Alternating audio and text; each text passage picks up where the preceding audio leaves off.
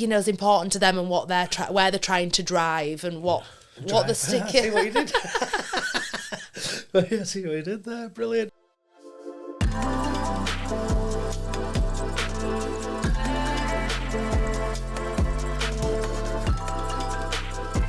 Hi guys, welcome to another episode of Paving the Way pod. Today we are going to talk about illegal driveways.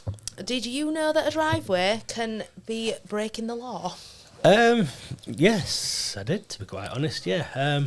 Before I do start, I'll apologise for my stuffiness, bit of a cold going on, bit of do ticket to Dottingham things going on. But And also, I've just had an Invisalign fitted, so if you notice a bit of dribble or that I'm not pronouncing my words properly, I'm still getting used to having them in the horrible. They're not horrible, but they're just like, I'm very aware of it. It's all right. I've just realised I've just referenced a Tunes advert from the 1980s, so that's sorry about that, everybody. But I've a little bit of a cold going on, but I'm all right, and we will swap with the muffs afterwards. Driveways being illegal. Certain driveways can be illegal, to be quite honest. I know somebody quite close to home that might have extended his driveway and done some things that might not be considered legal now, but anyway, it's been done before these legislations, etc., whatever else. But yeah, there's certain things that you have to consider whilst you can't just change your driveway when it's going onto obviously a road, which that's what driveways are.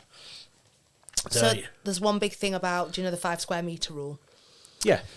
And anything over 5 square metres and you're inputting a driveway, then you generally need planning permission to do that. And various different things to consider on that are, the drainage as such. You need to consider where that surface water is going to be going to. I know we're probably going to discuss going forward different things to do with SUDs, which is sustainable drainage solutions. I think they've dropped the U now, but which used to be urban, but it's everywhere. So that's why they've dropped the U out of the SUDs.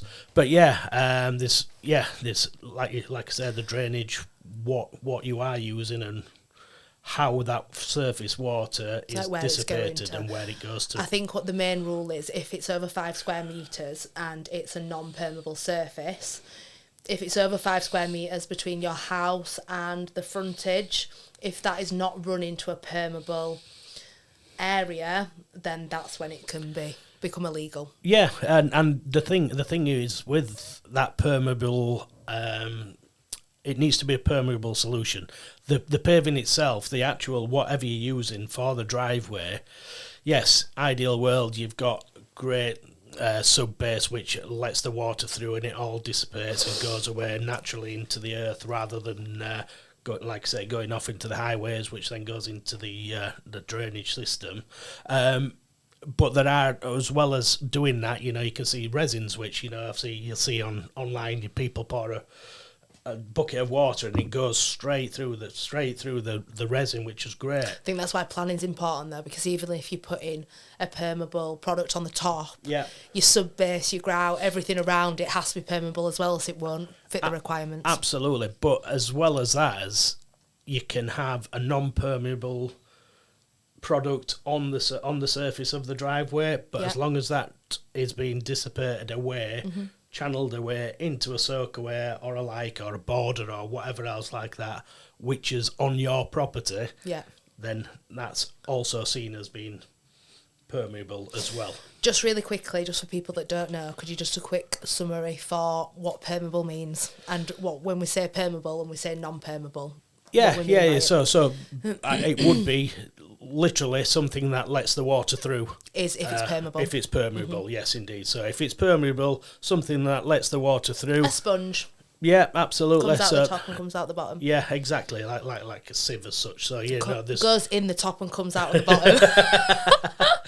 So there's to meet the SUD regulations, you have to have certain materials in place in your sub base which allow it to be free draining basically. So that then just goes away and soaks away, like I say. So that is permeable, and like I say, that is a product can still be used in a permeable situation, even if the product itself isn't permeable. Yeah, because of the joining compound you can use, Exactly, and the sub-base and everything. It just needs somewhere to go. The water needs somewhere to go. That's it, rather than running off of the surface, indeed.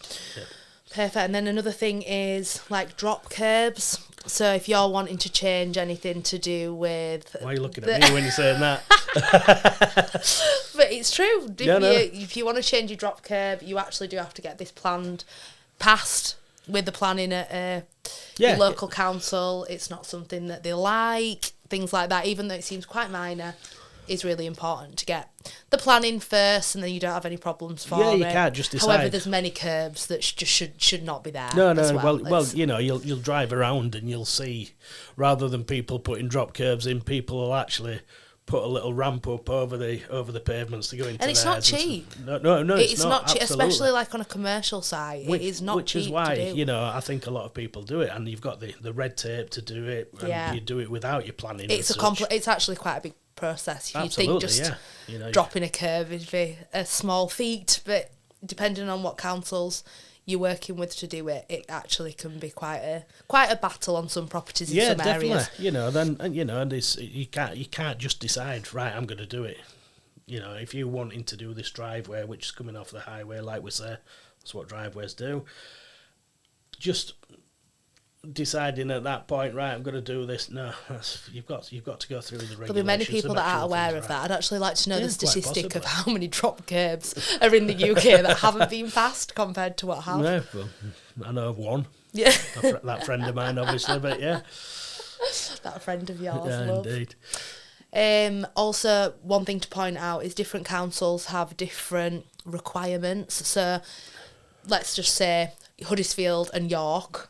Were very different councils that have very different requirements. And North Yorkshire, absolutely. We can only talk about the things that we do. Some are more sort of like onerous to do with certain things. Yeah. You know, you'll getting know. in the way this today. It's like, sorry. Yeah, no, it's me as well. I feel like it's in. I don't know. You've just got to check with your council. You know, they have different requirements. They do. You know, your planning departments can be very either helpful, or they can be sort of like quite inhibitive and sort of like saying what you can and can't do, but they're there, the regulations are there, and they will advise you. You might not like what they're advising at times, you know, but you've always got to check with the council before you do any works that are going to lead onto a highway at all. Cause issues, if not, and as well, it helps with understanding. So if you're going to buy a property, or you know, like before the process starts, check these things before, because you might want to do certain things that council doesn't allow. And once you bought the property and you're there, it's all like if you've got an existing driveway, it's not battle. something that they're going to turn around and say, oh, you have to change your driveway, you have to do it to do this. Mm-hmm. It's sort of like new developments as such, and it's like, you know, it's if you're approaching off of the highway onto a driveway, you've got certain things. You've got bell sort of like entrances to sort of like consider. You got visibility, that type of thing, you know. So you can't just put in a driveway just at drop. And like traffic, they consider everything, don't they? There's so many different things they consider, but traffic is one of them. So when you're getting your planning passed, even if you don't think that it will affect your application, some areas are trying to make traffic come through those areas less, and they will stick their regulations around making traffic come through less. So it's a really good idea just to get on board with your local planning committee and find out what is important to them, and what where they're trying to drive, and what the stick. See what you did.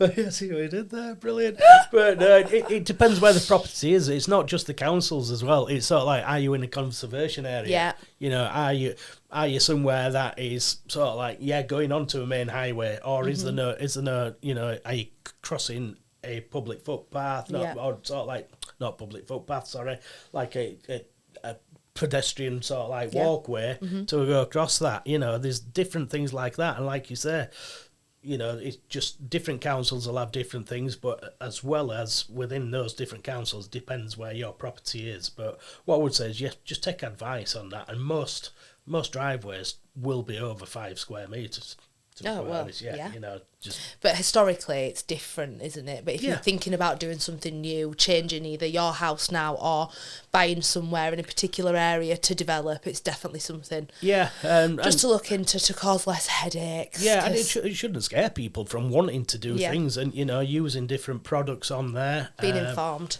Yeah, it's just, like I say, being informed by different things. You can use pretty much any sort of like product on there as long as it's the water is, you know, if we're going back onto the drainage, the water is managed correctly, you know, it's installed correctly, you've got the right drop curb in, you're meeting the regulations, then, you know, you can do it. And it's not, I don't think the sort of like the particular onerous on planning down for it. It's just making sure that when you're doing it correctly and it's installed correctly. Yeah.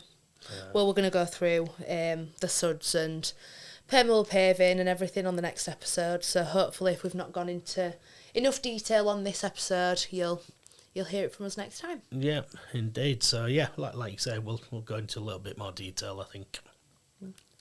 Okay. Okay. Very good.